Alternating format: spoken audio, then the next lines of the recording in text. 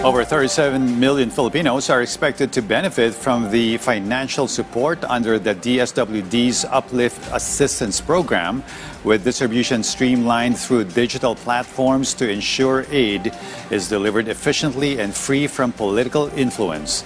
Carla Luis Candelaria has more.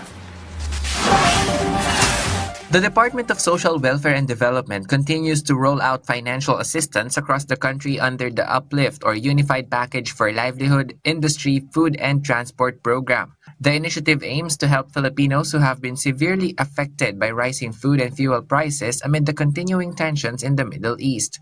Beneficiaries will be divided into 3 groups. The first group consists of 3.5 million walang gutom and 4-piece beneficiaries.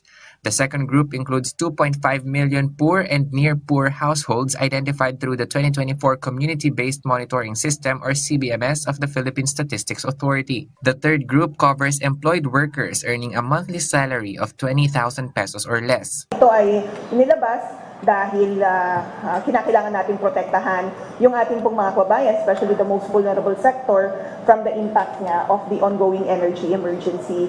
At dahil dyan sa Uplift, nabuo yung mga iba't ibang mga programa at serbisyo, hindi lamang po na nung ipinapatupad ng DSWD, but ng iba pang mga government agencies. The DSWD also assured the public that the distribution of assistance will not be used for political purposes. Dumlao said social workers will take the lead in the distribution process to ensure that politicians will have no role in the implementation.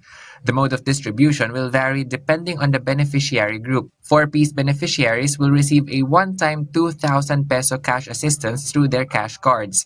Meanwhile, beneficiaries in the second group will receive their assistance through digital platforms and e-wallets after the initial manual distribution. Those in the third group will receive their assistance through their SSS disbursement accounts. Titiyakin ng pamahalaan na maipagkaloob ang tulong na ito na mabilis, maayos at mas maginhawa para sa mga Pilipino sa pamamagitan ng digital na pamamaraan. The department also encouraged beneficiaries to download the eGov app to speed up the verification process. Meanwhile, just days before the President's State of the Nation address, the DSWD also highlighted its key accomplishments this year, including its efforts to combat hunger and malnutrition as well as the continued rollout of various assistance programs. Carla Luis Candelaria for The Nation.